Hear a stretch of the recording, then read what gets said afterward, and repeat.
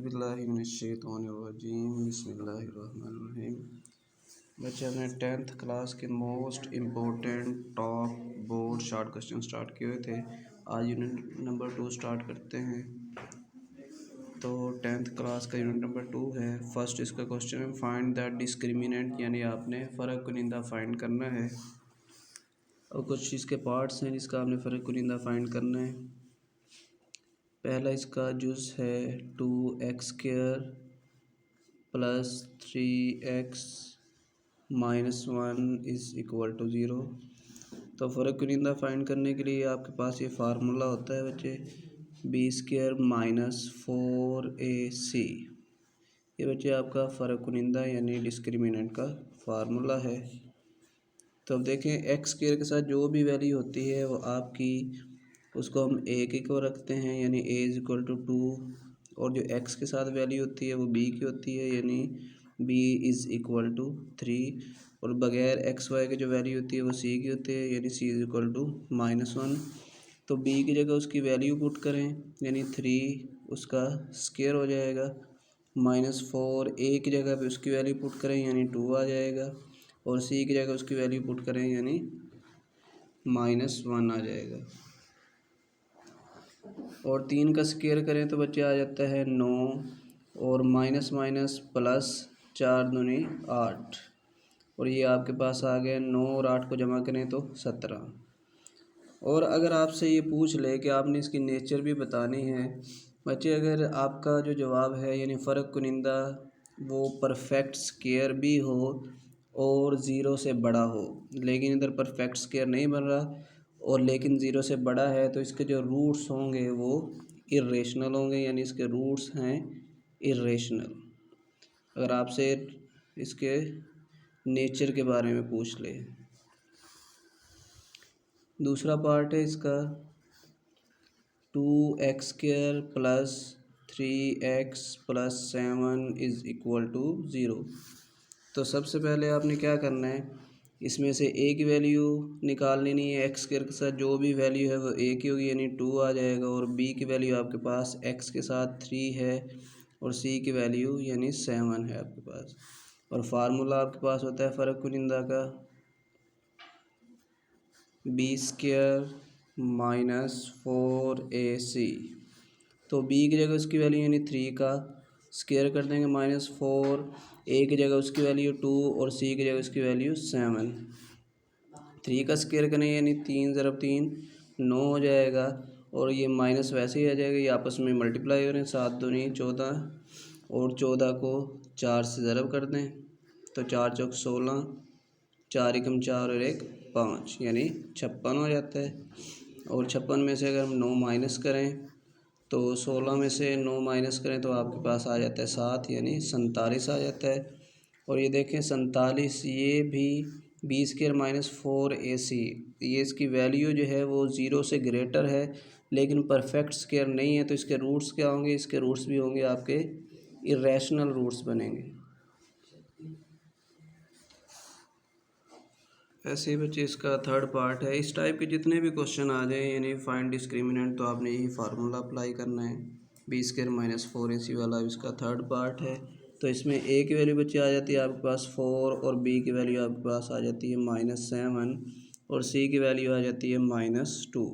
तो फ़र्क कुनिंदा का फार्मूला अप्लाई करते हैं दोबारा से। तो फ़र्क कुनिंदा का फार्मूला था b² माइनस 4ac। अब b की जगह उसकी वैल्यू पुट करें, यानी -7 का स्क्वायर हो जाएगा। -4 a की जगह उसकी वैल्यू 4 और c की जगह उसकी वैल्यू आ जाएगी -2। अब 7 का स्क्वायर करें, 7 7 49 हो जाता है। अगर माइनस ऊपर जुफ्त पावर हो तो माइनस जमा में तब्दील हो जाता है। अब ये देखें आपस में मल्टीप्लाई हो रहे हैं तो माइनस माइनस प्लस हो जाएगा। तो 4 दूनी 8 और 8 चौके 32 आ जाता है। उनको दोनों को जमा करना है क्योंकि प्लस का साइन है। 2 और 9 करें तो 11, और 4 और 3 7 और 1 8, यानी 81 आ जाता है। फ़र्क कुनिंदा अभी भी अगर आप देखें, ये फ़र्क कुनिंदा जो है वो परफेक्ट स्क्वायर नहीं आया, लेकिन इसका जो वैल्यू है 0 से ग्रेटर है। तो इसके रूट्स भी क्या होंगे बच्चे, आपके पास रूट्स इसके बनेंगे इर्रेशनल्स, यानी गैर नातिक बनेंगे इसके रूट्स। ऐसे ही बच्चे नेक्स्ट क्वेश्चन है एवेलुएट, यानी आपने हल करना है। तो इनको सोल्व करने के लिए सबसे पहले आप देख लें, इधर फार्मूला इस्तेमाल होता है 1 + omega square is equal to 0। तो इसी फार्मूले से आप नए फार्मूलाज अखज़ कर सकते हैं, यानी इधर से अगर आप 1 + ओमेगा रखें तो ये ओमेगा स्क्वायर दूसरी साइड पे जाके माइनस का हो जाएगा, और अगर आप 1 + ओमेगा स्क्वायर को देखें तो ओमेगा को दूसरी साइड पे लेके जाएं तो ये माइनस का ओमेगा हो जाएगा। ऐसे ही ओमेगा + ओमेगा स्क्वायर किसके इक्वल हो जाएगा, -1 के, यानी ये फार्मूलाज इस्तेमाल होंगे। और एक और फार्मूला, यानी ओमेगा की 3 हमेशा बच्चे 1 के इक्वल होती है। सारे फार्मूलाज इधर इस्तेमाल होंगे। हमने एक ही फार्मूले से ये सारे फार्मूलाज अखज़ किए हैं। तो अब देखें, इसमें तो माइनस का साइन है, लेकिन हमारे फार्मूलाज में जो है प्लस का साइन है। तो हम क्या करते हैं, इन दोनों में से माइनस कॉमन ले लेते हैं, बाकी ओमेगा + ओमेगा स्क्वायर आ जाएगा, और होल की पावर आपके पास है 7। तो 1 वैसे ही आ जाएगा, माइनस का साइन वैसे आ गया, तो ओमेगा + ओमेगा स्क्वायर किसके इक्वल है बच्चे, वो है -1 के इक्वल है। तो इसकी जगह हमने -1 पुट कर दिया और ब्रैकेट लगा दी और होल की पावर 7। तो 1 माइनस माइनस प्लस हो जाता है, यानी 1 जमा हो गया। तो ये बच्चे आपके पास आ जाता है 2 की 7। 2 की 7 का मतलब क्या होता है, 2 को 7 मरतबा आपस में ज़रब करें, यानी इधर 2 ज़रब 2 ज़रब 2 ज़रब 2 ज़रब 2, यानी इसको आपस में आपने 7 मरतबा ज़रब करनी है। ये 2 की 7, यानी 2 दूनी 4 4 दूनी 8 8 दूनी 16 16 दूनी 32 64 128 बन जाता है बच्चे आपके पास। ऐसे बच्चे इसका ये नेक्स्ट पार्ट है 1 - 3 ओमेगा स्क्वायर। देखें दोनों सेम है, तो इसमें से भी हम क्या करेंगे, माइनस जो 3 है वो कॉमन ले लेते हैं, बाकी ओमेगा + ओमेगा स्क्वायर आपके पास आ जाता है, और होल की पावर है बच्चे आपके पास 5। तो इसको सोल्व करें तो 1 - 3 और ओमेगा + ओमेगा स्क्वायर किसके इक्वल होता है, -1 के, यानी इसकी जगह -1 आ जाएगा, और होल की पावर है 5। तो ये 1 माइनस माइनस प्लस हो जाता है, 3 ही कम 3, और सारे की जो पावर है 5 आ जाता है, यानी 4 की 5 बन जाता है। और 4 की 5 का मतलब क्या है कि 4 को आपने 5 मरतबा आपस में मल्टीप्लाई करना है।